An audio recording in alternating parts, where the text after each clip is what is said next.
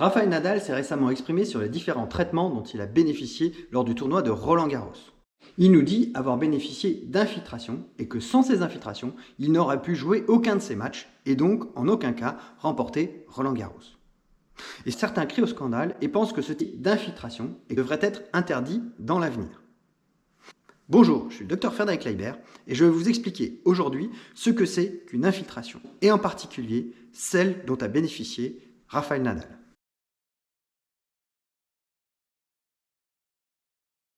La définition d'une infiltration, c'est l'injection d'un produit thérapeutique dans les tissus d'un patient.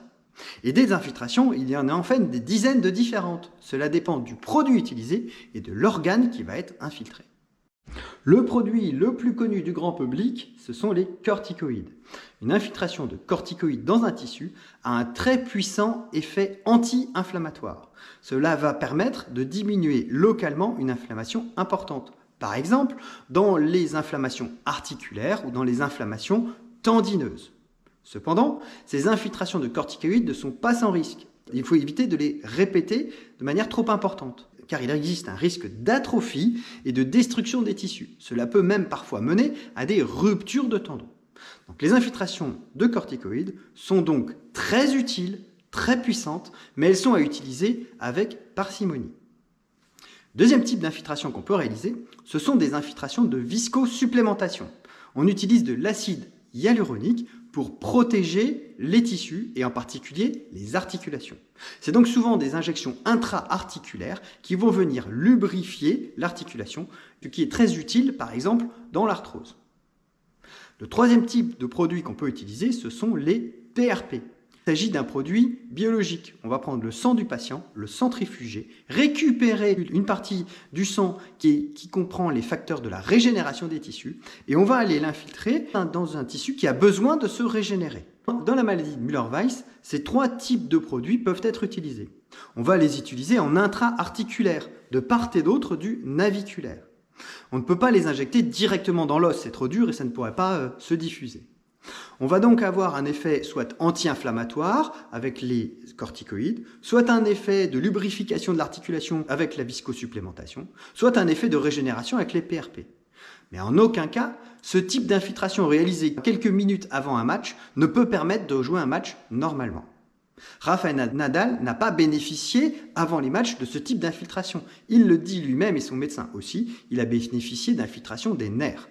Qu'est-ce donc une infiltration des nerfs? Eh bien, une infiltration des nerfs, c'est le même principe que l'anesthésie loco-régionale. Lorsque vous devez bénéficier d'une intervention, l'anesthésiste va vous proposer soit de vous endormir complètement, soit de réaliser une anesthésie très ciblée d'un organe en particulier. Dans l'anesthésie loco-régionale, on va venir infiltrer autour d'un nerf un produit anesthésique local. Cela va permettre d'endormir complètement le territoire de ce nerf. On peut vous opérer du pied en endormant le nerf qui passe au niveau du genou. On appelle cela des blocs locaux régionaux. Mais on peut également endormir des zones très précises. Et c'est ce qui a été fait dans le cas de Rafael Nadal. On est venu endormir les tout petits nerfs qui vont aller jusqu'au naviculaire. Le principe de l'infiltration dont a bénéficié Rafael Nadal avant ses matchs était donc d'aller endormir les nerfs qui vont jusqu'au naviculaire pour un temps donné. L'anesthésique locale a en effet qu'un effet limité dans la durée. Et quelques heures après l'infiltration, l'anesthésie se lève et les douleurs reviennent.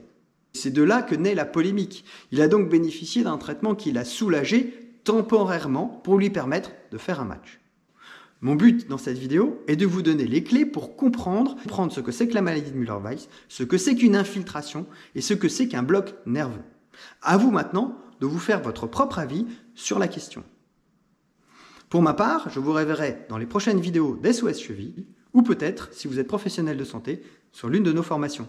Au revoir.